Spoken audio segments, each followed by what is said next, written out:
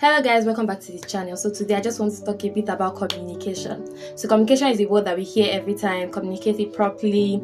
Did you communicate in a clear and concise manner? So communication is something that happens in our everyday life. I once heard Myron Golden say that if you level up your communication, you directly level up your life. And I must admit it, I agree. So the dictionary defines communication as the exchange of ideas or information or data between two entities with comprehension. That means you must understand the message that has been passed for it to be effective communication. So for the sake of this video, I want to break communication into different parts that would help us just understand it better. So first, I'll say we have vertical communication. So vertical communication is a communication that we have with God. As human beings, we are all supposed to have a personal relationship with God. And this, some people call it prayer. Yes, prayer, reading your word, just understanding the Lord and Him understanding you too, right? So, and even as Christians, you know that communicating with God helps us unburden ourselves, tell Him our shortcomings and places where we need grace and His help. And that is communication. Then I want to use the DOT as another communication style. That is communication with ourselves. So you know how a dot is. It has the circumference, if you would call it a circle.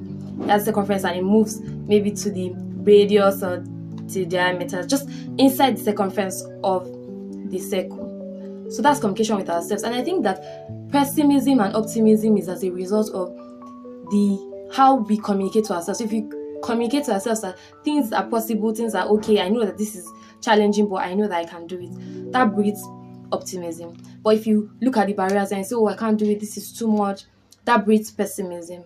And the thing about communication is that it compounds over time. So if you're being pessimistic today, it means that tomorrow you face a bigger pessimistic barrier. So the next, I'll talk about horizontal communication. This is communication with our friends, our family. And for the sake of this video, I want to include diagonal communication. Here, we're communicating with people that are either ahead of us or behind us in terms of maybe profession. In my career, I have a mentor, he's my mentee, people that you're constantly learning from, and people that you're trying to show the ropes that you've already learned, right? So that is a relationship, and just as in any relationship that is to be continued, we must communicate stuff like humility, stuff like regard and respect, appreciation and gratitude for their presence in your lives, for the things that they're constantly teaching you. Communication is very important because without it, there's no civilization. Without it, we cannot live. Without it, we're not even a species, right? The interconnectedness of a species is that they are able to communicate, pass messages, and live life. So I want to share with us some little hacks that we can use to improve our communication. These are steps I'm currently practicing, and I'm very sure and I'm hopeful that they work. And if you try them over a couple of and the thing about communication is that I'm not saying that for you to improve your communication you have to wait to your next speech at the office or when you have a presentation in school. Little communications that we have with our siblings, with our friends, can significantly improve our communication style. This would mean that we impute some of the hacks that we are learning, practice them so that we become better. When you are alone, control your thoughts, and when you're with people, control your words. And these are both communication vehicles. So we have to be very careful with how we communicate, both with ourselves and with everybody in our community. Okay, so I want to share with you some of the simple things that I've been doing to improve my communication. So I have been, number one is trying to make your communication clear and concise. So communication that gives clarity is what everybody's looking for. Be clear what you're communicating and make sure that it's concise. So I'm the kind of person that likes to tell 10 different stories to elaborate my point on how it affects the 11th final story.